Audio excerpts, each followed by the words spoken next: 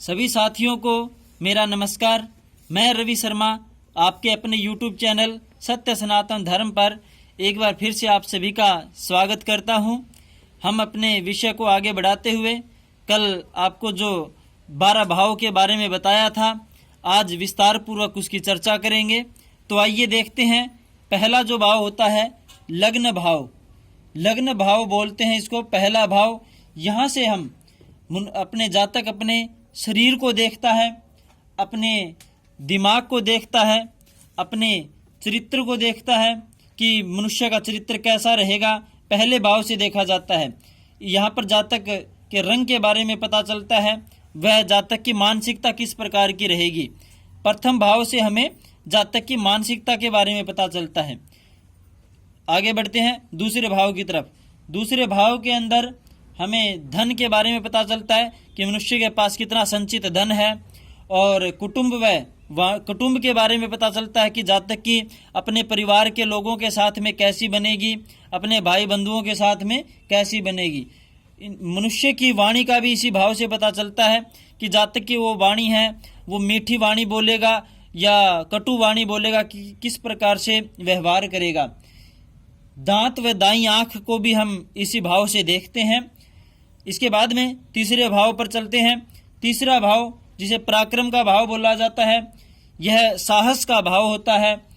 इस भाव से हम छोटे भाई बहनों को देखते हैं। छोटी यात्राएं इस भाव से देखी जाती है। गला, गर्दन व दायां कान भी इस भाव से देखा जाता है। इस भाव के अंदर मनुष्य को अधिक मेहनत करनी पड़ती है। जहाँ तक देखा जाए ये भाव थोड़ा सा नेगेटिव माना जाता है, क्योंकि यह मनुष्य को अधिक मेहनत करवाता है। किसी भी कहीं पर भी कामयाब होने के लिए मनुष्य को अधिक से अधिक मेहनत करनी पड़ती है। इसके बाद में आते हैं चौथे भाव के ऊपर।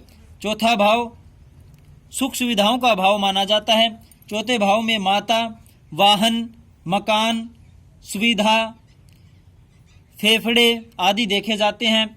माता के साथ में जातक का कैसा व्यवहार रहेगा, चौथे भाव से देखा जाता है।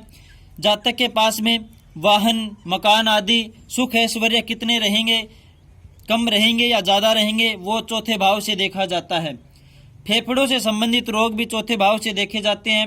हार्ट अटैक आदि की समस्याएं भी हम चौथे भाव से ही देखते हैं। इसके बाद में आगे बढ़ते हैं पांचवें भाव की तरफ। पांचवें भाव की तरफ आगे बढ़ते हैं। पांचवें भाव में हम जातक के संतान से संबंधित चीज़ें देखते हैं कि जातक की संतान किस प्रकार से कैसे रहेगी, उनका अपने पिता के साथ में कैसा संबंध रहेगा। शिक्षा से संबंधित भी इस भाव को माना जाता है। जातक की शिक्षा को भी हम इसी भाव से देखते हैं कि जातक कितना शिक्षित रहेगा। बुद्धि जातक की किस प्रकार से रहेगी, वो भी हम पांचवें भाव से हमें पता चलता है। लव रोमांस के बारे में भी पांचवा भाव ही बताता है। और महिलाओं से संबंधित, गर्भाशय से संबंधित जो जानकारियां हैं वो भी पांचवें भाव से देखने को मिलती है। पांचवा भाव भावनाएं, ज्ञान, कौशल आदि से संबंधित भी होता है। मनुष्य की किस भावनाएं कैसी रहेगी, उसके अंदर कितना ज्ञान रहेगा, उसका कौशल किस प्रकार का रहेगा, वो सब हम पांचवें भाव से देखते हैं। इसको त्रिकोण का स्थान भी बोलते हैं। इसके बाद में हम आते हैं छठे भाव के ऊपर। छठा भाव जो कि बुरा घर माना जाता है कुंडली के अंदर। यहाँ पर मनुष्य के जो लंबी बीमारियाँ होती है, इस भाव से उन बीमारियों के बारे में पता चलता है। आंत से संबंधित जितने भी रोग होते हैं, पेट से संबंधित, वो सब इस भाव से ही देखे जाते हैं। मनुष्य के ऊपर कोई किसी प्रकार का कोई मुकदमा आदि भी इसी भाव से देखा जाता है। कोई कोर्ट केस आदि इस भाव से देखते हैं। ऋण आदि से संबंधित भी हम इसी भाव से देखते हैं, छठे भाव से। मनुष्य के साथ में यदि कोई दुर्घटना आदि होती है तो वो छठे घर के कारण होती है। इसको अच्छा घर नहीं माना जाता। लेकिन इसके साथ में एक पॉजिटिव बात भी है, एक पॉजिटिव पॉइंट भी है इनका। कंपटीशन एग्जाम के लिए इस घर को बहुत अच्छा माना जाता है। ये इस भाव की पॉजिटिव बात है। इसके बाद में आगे बढ़ते हैं, हम चर्चा करते हैं सातवां घर। सातवां घर मनुष्य के लाइफ पार्टनर से संबंधित होता है, बिजनेस पार्टनर से संबंधित होता है। समाज में प्रतिष्ठा कि व्यक्ति की कितनी रहेगी वो हम इस 7वें भाव से देखते हैं। इसके बाद में जो मूत्र मार्ग के जो रोग होते हैं वो भी हम इस 7वें भाव से देखते हैं। बिजनेस पार्टनर को हम इस भाव से ही देखते हैं कि बिजनेस पार्टनर के साथ अपने किस प्रकार से रहेगी, वह अपने लाइफ पार्टनर के साथ में अपना संबंध कैसा रहेगा, जातक का संबंध कैसा रहेगा, हम 7वें भाव से देखते हैं। इसके बाद में आगे बढ़ते हैं 8वां भाव। 8वें भाव के अंदर मनुष्य अपनी मृत्यु, जो मृत्यु तुल्य कष्ट होते हैं उनके बारे में पता चलता है। जीवन में जो विभिन्न प्रकार की जो परेशानियां आती है वो इस घर से देखी जाती है। मनुष्य के जो जातक होता है उसके गुप्तांग से संबंधित भी जो रोग होते हैं वो इस भाव से देखे जाते हैं। जातक की ससुराल से संबंधित, ससुराल के जो लोग हैं उनके साथ में जातक का कैसा व्यवहार रहेगा, कैसे उनके संबंध रहेंगे, वो सब 8वें घर से देखे जाते हैं। इसको मृत्यु का घर बोलते हैं, इसलिए ये बुरे घर में आता है। लेकिन यहाँ पर भी एक पॉजिटिव पॉइंट है। मनुष्य जब इस भाव के अंदर मनुष्य जो जातक होता है वो गहरी खोज करता है, यानी कि वो वैज्ञानिक बन सकता है।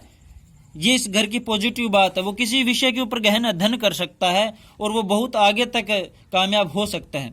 इसके बाद में आगे बढ़ते हैं हम 9वां घर। 9वें घर के अंदर इसको भाग्य स्थान बोलते हैं। ये बड़ा ही कुंडली के अंदर बहुत शुभ स्थान होता है। मनुष्य की धर्म के प्रति कैसी रुचि रहेगी हम इसी घर से जानते हैं। पिता के साथ में जातक का कैसा संबंध रहेगा इस घर से हम जानते हैं कि किस प्रकार से अपने पिता के साथ में संबंध रहेगा। और मनुष्य का भाग्य, इसको भाग्य स्थान भी बोलते हैं। जातक का भाग्य किस प्रकार से रहेगा वो भी हम यहीं से देखते हैं। जातक की हायर एजुकेशन, उच्च स्तर की जो शिक्षाएं होती हैं, बैचलर डिग्री होती है, जैसे मास्टर डिग्री, पीएचडी, एमफिल आदि हम यहीं से देखते हैं। इसके बाद में 10वां भाव। 10वां भाव कुंडली के अंदर, केंद्र के अंदर जो भाव होता है ये मनुष्य के कर्म से संबंधित होता है। जातक कैसा, किस प्रकार के कर्म करेगा, वो अच्छे कर्म करेगा या बुरे कर्म करेगा, जातक किस प्रकार का काम करेगा, जॉब करेगा या व्यवसाय बिजनेस करेगा, और उसका काम कैसा रहेगा, किस काम में वह कामयाब हो सकता है, कुंडली के 10वें भाव से देखा जाता है। घुटनों से संबंधित जो भी रोग होते हैं, जोड़ों के जो दर्द होते हैं, वो कुंडली के 10वें भाव से देखे जाते हैं। इसके बाद में हम आगे बढ़ते हैं 11वां स्थान। हम इसको लक्ष्मी स्थान भी बोलते हैं क्योंकि यह इच्छा पूर्ति का घर होता है। मनुष्य की जितनी भी जो जातक होता है उसकी जितनी इनकम होती है हम इस भाव से देखते हैं। इनकम 11वें घर से देखी जाती है और इनकम के बाद में जो खर्च होता है उसके बाद में जो धन बचता है वो हम दूसरे घर से देखते हैं, वो हम दूसरे घर से देखते हैं। इसके बाद में यहाँ इस घर को छोटी मोटी बीमारियों का भी घर माना गया है। छोटी मोटी हल्की फुल्की जो बीमारियां होती है इस घर से संबंधित होती है। इसके बाद में हम आगे बढ़ते हैं 12वां घर। 12वां घर जो होता है इसको भी बुरा स्थान माना गया है क्योंकि ये मनुष्य के खर्चे करवाता है, अधिक से अधिक खर्चे करवाता है। और जेल यात्रा भी इस घर के कारण मनुष्य को हो सकती है। अगर यहाँ पर कोई गलत ग्रह यहाँ पर विराजमान है तो मनुष्य को जेल यात्रा भी करवा सकता है। मोक्ष से संबंधित ये घर होता है। और मनुष्य की नींद, अगर किसी व्यक्ति को नींद नहीं आती और नींद से संबंधित जितने भी रोग हैं वो इस घर के कारण होते हैं। विदेश यात्रा, विदेश में क्योंकि पहले समय के साथ में देश काल परिस्थिति के अनुसार में परिस्थितियां बदल जाती है। पहले के समय में विदेश यात्रा करना बहुत मुश्किल हुआ करता था, बहुत सारा समय लगता था विदेशों के अंदर जाने में। तो उस समय यहाँ इस विदेश यात्रा को भी इस भाव में रखा गया है। लेकिन आज के समय में अपने पास सुविधाएं बहुत ज़्यादा है, ट्रैफिक जो है वो अपने पास उपलब्ध है। हम हवाई जहाज और जो समुद्री जहाज है उनके द्वारा हम विदेश यात्राएं बिल्कुल आसानी से कर सकते हैं। तो विदेश यात्रा को भी हम इसी भाव से देखते हैं। तो साथियों, कुंडली को देखने के लिए आप सभी को इन विषय की जानकारी होनी चाहिए। आज ये जो ज्योतिष से संबंधित जो बहुत महत्वपूर्ण जानकारी मैंने आपको दी है, कुंडली के अंदर समझ चाहता हूँ। ज्योतिष एक विज्ञान है, हम इसको ज्योतिष विज्ञान बोलते हैं। विज्ञान क्यों बोलते हैं? क्योंकि यहाँ पर हर एक विषय साइंटिफिक है, बिल्कुल प्रूफ के साथ एक मैथमेटिक्स के ऊपर ये सब विषय चलता है पूरा का पूरा।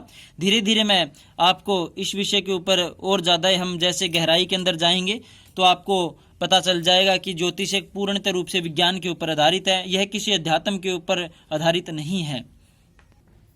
अगर आपको ये जानकारी अच्छी लगी हो तो आप कमेंट बॉक्स में अपनी राय ज़रूर दें। वह आपके अपने यूट्यूब चैनल को सब्सक्राइब करें, अधिक से अधिक लोगों के साथ शेयर करें ताकि वो भी अपनी अधिक से अधिक इस वीडियो का लाभ उठा सके। और सभी साथियों से एक बार फिर से विनती है कि आप अपनी राय ज़रूर कमेंट बॉक्स में दें। सभी को नमस्कार। जय श्री राम।